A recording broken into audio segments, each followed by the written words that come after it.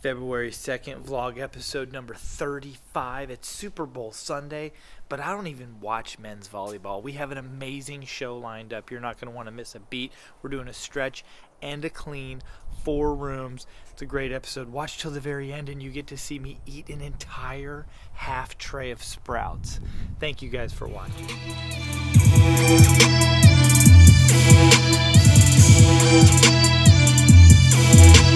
Right now you're looking at the living room. We're stretching that with a power stretcher, and we've got a little training going on as I'm trying to explain to them exactly how I do and why I do what I do. I've actually never been formally trained, which has been pointed out several times in several videos that I've made, because there are several things I just simply don't know how to do, or at least don't know how to do well. But I have kind of learned by watching other people do the stretching and repairs over the years.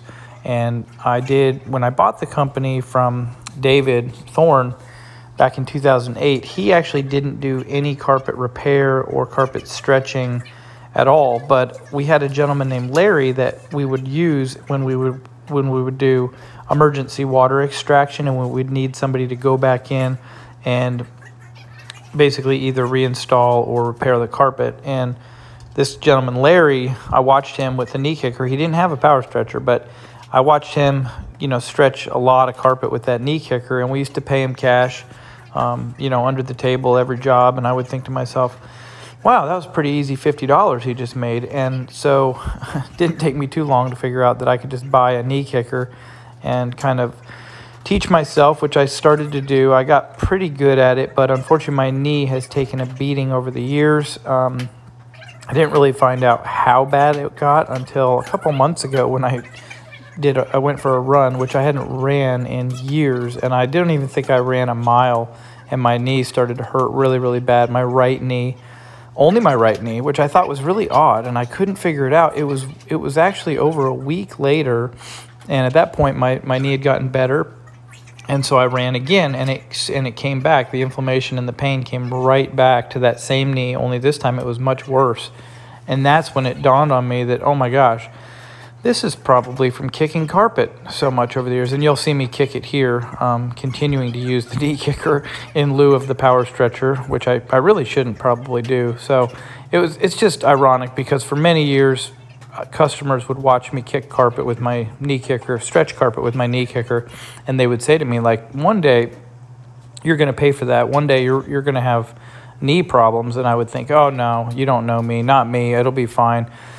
And sure enough, now here I am, probably going to need a knee replacement at some point. But at this point in the stretching, the most of the stretching of this job needed to be done in the living room. That was where most of the wrinkles were really predominant. There was a couple other rooms where we were able to just go in, and I'll show you one of them, and just do like a corner of the bedroom. This really is more like a 1 or 2 person job that we just happen to have 4 technicians at. But this is one of the rooms where you can see I'm just using my knee kicker. And we had a little bit of the carpet going underneath the baseboard, so it was pretty easy to just kick that back under there and pull that one wrinkle right out. So it was 4 rooms of carpet in a hallway. There was quite a bit of urine issues in this home as well. My buddy Jeremy, he owns this house and rented it out. And unfortunately, the tenants that rented it did not treat it super well. So when he came back to look at it, he immediately called me, and we were able to come in and basically get this thing back into shape. You can see Cole and Lyndon putting the power stretcher away and all the tools from the stretching, and then they're going to go ahead and vacuum or continue vacuuming. They've actually been vacuuming for quite a while I was stretching the carpet in preparation for the application of the preconditioner, which in this case we put down a pretty heavy enzyme preconditioner as well. Most of the urine issues we were able to detect were coming from the living room and one of the rooms in the back. So those were the 2 rooms where we basically focused most of our attention in terms of heavily applying the enzyme preconditioner to combat the urine issues. Ideally, we always educate the client, as we did in this case, that if the urine has gotten down into the pad, we may need to do a subsequent treatment to eliminate the problem, but we always like to start with a topical enzyme preconditioner and then agitate that in and extract it, because oftentimes we're met with really good results in terms of being able to eliminate the odor issue with urine just with that one treatment, and not have to do the flushing where we actually pour it down into the padding and do a subsurface extraction with a water claw. This job took the four of us about an hour and a half, and it was a $400 job with the carpet stretch and the cleaning. You can see Cole going around the edges and vacuuming up all the edges as well to get any dry soil that may have been stuck between the baseboard and the carpet. A lot of times hair and dander has a tendency to get wedged in there, so it's a really good idea to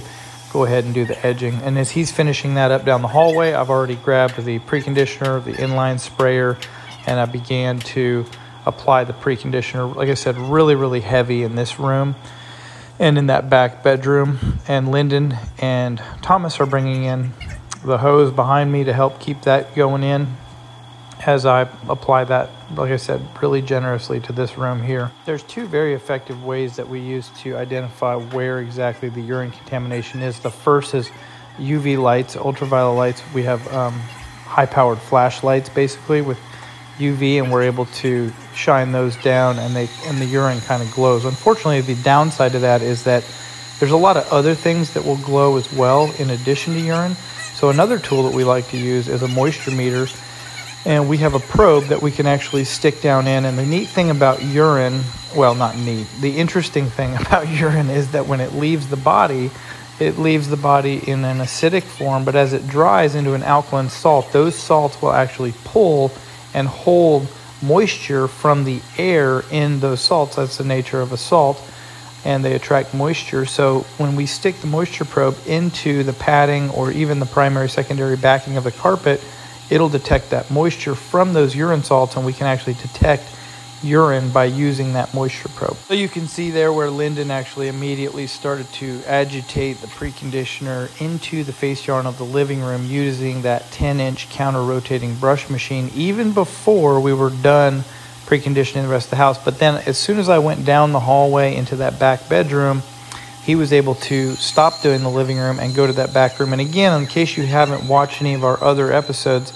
the reason for this is because we will immediately start doing the hot water extraction portion as soon as he's done with the counter-rotating brush machine. So he tries to basically finish that from the back and then work his way all the way to the forward. So here he is doing the CRB of that room. He's already finished the master bedroom. Angela went to the store to buy us some Gorilla Glue because I broke something. I got you two. You got me two? Oh, these are way too small. Gorilla Glue is the big, huge thing. This is super glue. Gorilla super glue. Gorilla Glue is like a big old... I know, but I meant it was like a little rubber.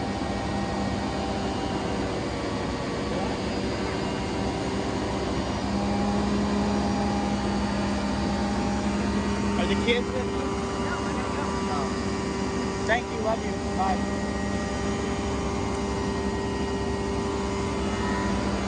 So needless to say, she got the wrong kind of glue. She bought super glue instead of Gorilla Glue. But hey, it was Gorilla Glue brand super glue. So hey, whatever. Good for her for trying. And as you can see here, Cole has started with the hot water extraction of the master bedroom.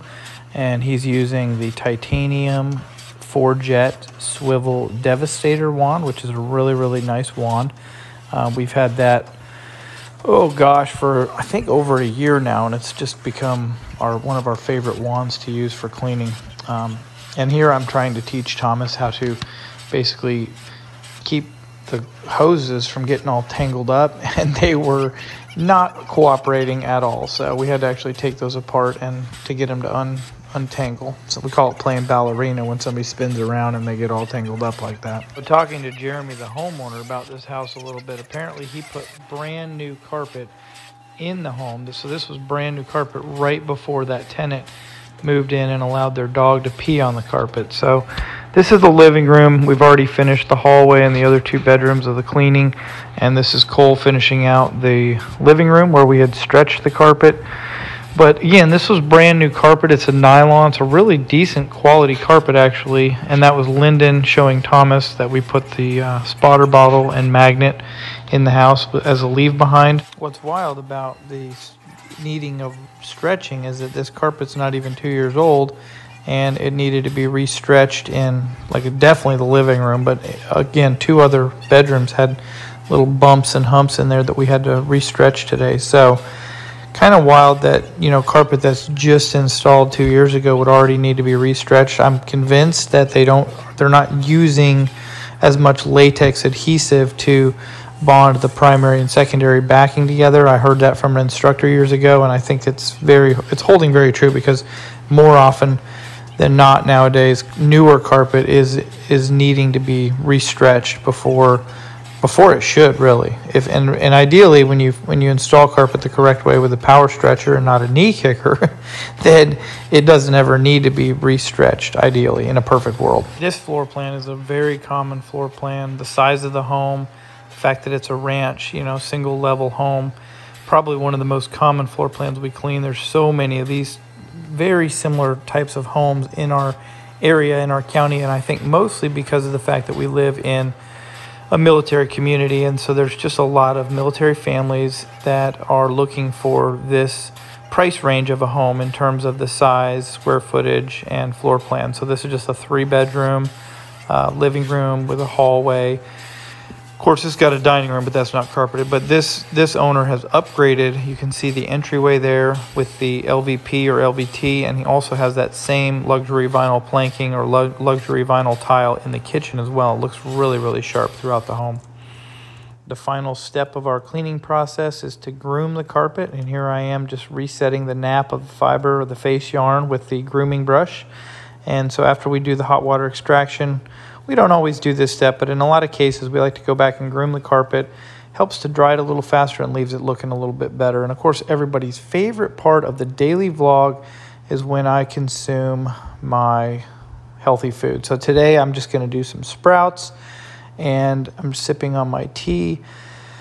I'm going to finish that entire side of sprouts. Mom grew this tray for me. I think she gave it to me 2 days ago. And so that's Angela, if you can see in the background, in her bathrobe, vacuuming the rug. So I asked her today, are we going to be doing like a Super Bowl party? Because we're having friends over later, and there's already this like food stuff that we're going to be eating. And Darla, I found out, does not like sprouts. I tried to give her a bite, but she didn't take it, which is funny because she eats anything and everything. But that's Darla, my horse of a Great Dane. So Angela, I asked her, are we doing a Super Bowl party or something? She said no. And I was like, babe, you know, of all the games, like I don't watch football at all. I don't follow sports pretty much at all. But there's one football game I do enjoy watching every year, and that's the Super Bowl for the commercials. But I think Angela's going to allow me to have that on later, so that would be kind of neat. But she's preparing the house for our guests this afternoon or this evening. So here I am eating the sprouts. Like I said, Mom cooked those or grew these for me. She grows me sprouts like pretty much all the time. I'm trying to eat them a little bit more responsibly, like in moderation. Today was a bad example. Those are some radish sprouts that I just had. But anyway, I really appreciate everybody taking the time to watch this video, the daily vlog.